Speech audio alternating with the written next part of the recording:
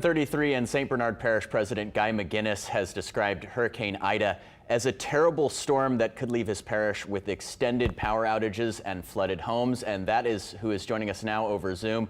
President McGuinness, can you just tell us a little bit more about what you're seeing right now in St. Bernard Parish? Are you there?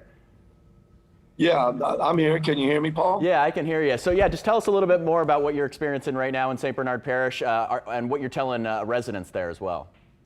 Well, you know, right now, Paul, and first of all, thank you so much for allowing us to get the word out to our citizens. You know, right now it's calm before the storm. We don't see a whole lot of surge. The water is up outside of our levee system. Right now, we're asking our residents to prepare, make sure that, you know, I would say by noon today, you know, make sure you're in a place where you're going to be and shelter there and prepare for extended outages of power for heavy rain and strong winds. You know, we even on the current forecast, we're looking at maybe 80 to 100 mile an hour winds here in St. Bernard Parish. You know, that's a category 2 up to a category 2 storm. So we want our residents to be vigilant. One of the good things this morning, you're waking up and you see people are leaving. You know, the highways toward the east and toward the west or getting packed like a July 4th weekend, somebody told me. So that's a good thing. People are heeding the advice, and we just want to make sure everyone is safe. And I know our employees and crews are out there for the last 2 days. They'll be out there all the way until the storm to make sure we prepare for the citizens' safety here in St. Bernard Parish. And right now, Guy, we're looking at footage, or we were just a second ago, of those cars parked on LA 46. Are you still telling people maybe if they've got they got stuff over at Shell Beach to maybe move that over to LA 46? Can they do that still? We have been for 2 days now telling people to get their assets, whatever it may be, out of the lower lying area and into the levee system. We're not advising people to put their assets on the highway, Paul, but people are doing it. We're allowing them to do that.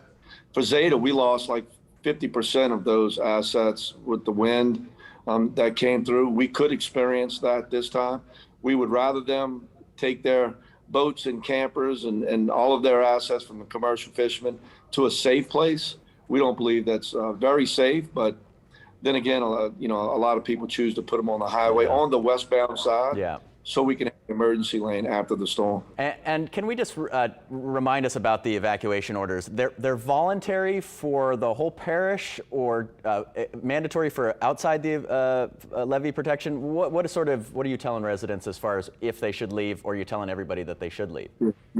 You know, Paul, outside of our levee system, we're asking people to leave. We've already talked to the few families that are out there to get out. So we don't need any evacuation orders outside of our levee system. Inside of our levee system, we're asking people to make sure that you can withstand this storm. And right now, it's at 100 mile an hour winds or so maximum. It could get worse.